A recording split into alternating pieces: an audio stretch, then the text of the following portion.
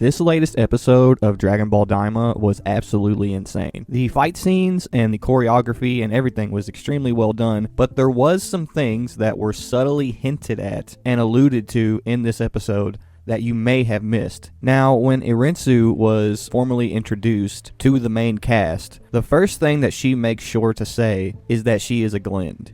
And if you watched my last video, you'll know that I've already expanded on the fact that Arinsu and Degesu are being used as an example of what the Glind were prior to becoming Kaioshin. And that particular aspect of Arinsu's character is reinforced in this episode in a very, very interesting way. Now, one thing I found particularly fascinating about this episode was the interaction between Shin and Arinsu. Because Shin is so comfortable with his sister, and it shows. And we actually get a small glimpse into the evil nature of Shin. Very similar to how we did in the Buu Saga, which I've talked about in a previous video if you want to go check that out. We did get a small glimpse into the hidden demonic nature of Shin in that he actually appreciates Arinsu's talents. Now, if you'll remember, whenever Shin was talking to Degesu, he talked about how the Kais were the maintainers of peace and order throughout the universe.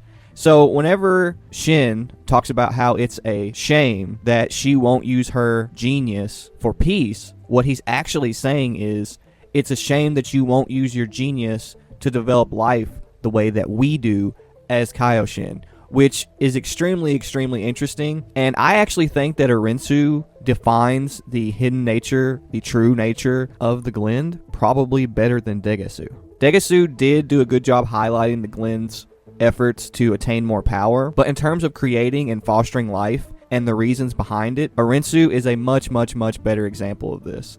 And what I found extremely interesting about what Arinsu says about the reason she wants to become the Supreme Demon King, she essentially says that she wants to create more fierce, more powerful demons that can essentially make the mortal realm quake with fear. That means that it is within the nature of the Glind, given the fact that Arinsu is an example of the Glind prior to becoming Supreme Kai, the unchecked, untamed nature of the Glind. That means that this desire to create demonic, primal, destructive life is hidden within the Glind, and it's something they kind of have to tame about themselves. Very similar to how Goku has to tame his craving for violence. Remember, the Glind aren't the only ones that have a dual nature. So essentially, Arinsu is being used as a perfect example of Toriyama's version of the Kaioshin.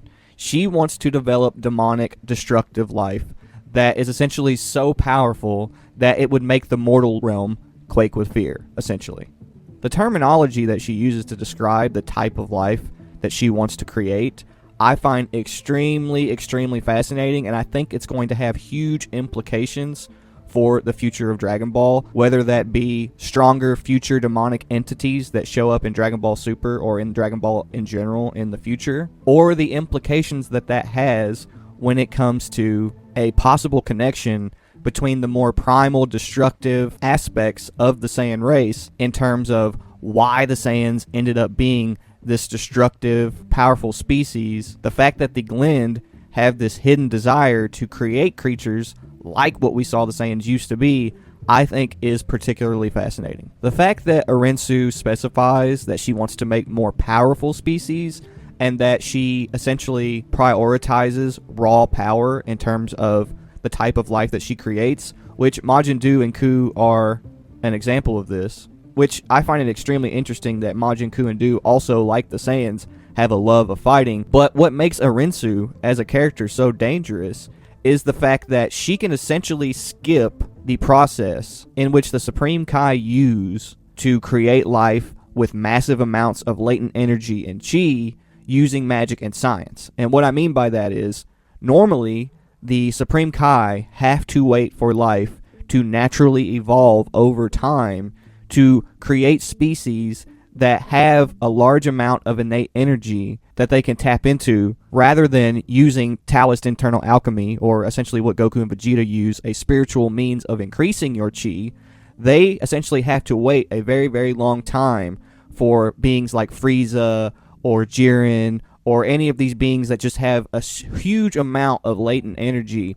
They have to wait for an evolutionary process to take place for that to be the case. Whereas Arinsu can just create life that already has a naturally large amount of chi. We've seen that with Majin Buu and Ku. Not only that, they are extremely talented at using that energy. Buu has used his latent power by accident. He has no understanding of how to use chi, but due to the fact that he is a Majin created out of literal life energy harvested from other demons, he has so much latent power that he's naturally inclined to be able to tap into it during battle. And a lot of the traits that Majin Buu and Ku have are extremely reminiscent of the Saiyans. They have a naturally large amount of energy. They are very easily subjected to being able to fly and shoot energy from their hands and stuff like that naturally without a lot of martial arts training. Because remember, Goku, he can increase his chi through practicing martial arts, and that's the reason he can keep up with all these super evolved beings. But he did have to train in order to use some of these abilities, including flight. He did naturally use the Kamehameha very easily, which does suggest that he's also inclined to be able to use chi more easily than the average being, very similar to Majin Buu and Ku. And in contrast, we do have Vegeta and the Saiyans in general, who could all fly, naturally shoot energy blasts from their hands, things of that nature. And this is something that the series focused on very, very, very heavily at the beginning of Dragon Ball Daima as well. The fact that the Saiyans were capable of all these things, very similar to the Majin who were created by Arinsu, or someone who is being used as an example of the more ancient demonic aspects of the Glinds, who, keep in mind, have an innate craving to create powerful demonic-esque species prior to becoming Supreme Kai, the literal beings that are responsible for the creation of the humans and the Saiyans. I do think that there is going to be a correlation there. Something else that I thought was really cool about Arinsu was the fact that she was competitive, in the sense that she wanted to have the life that she created face off against the life that Shin has created for the Dragon Balls, essentially testing the limits of her abilities. Now, I am aware that technically Marba was the one that created Majin Buu and Ku, but Arinsu is a mad scientist. She's a genius, so she's definitely taking notes and learning from all this so she can implement all of this knowledge and these abilities in the future. But this battle between the Kaioshin-esque ways of creating life and the Kaioshin's way of creating life is really cool because it feeds into her desire to create life that can compete with and dethrone the life that the mortal realm has, which has huge implications for character potential for Arinsu, because if that's her goal, if they want to implement her later on in the series and this concept as a whole, they could easily do it, especially given the fact that Goku has visited the demon realm and they've learned what chi is. I think that Goku coming into contact with Arinsu could have huge implications for the future of Dragon Ball as a whole. Now, Arinsu wasn't the only one that awakened her true nature this episode.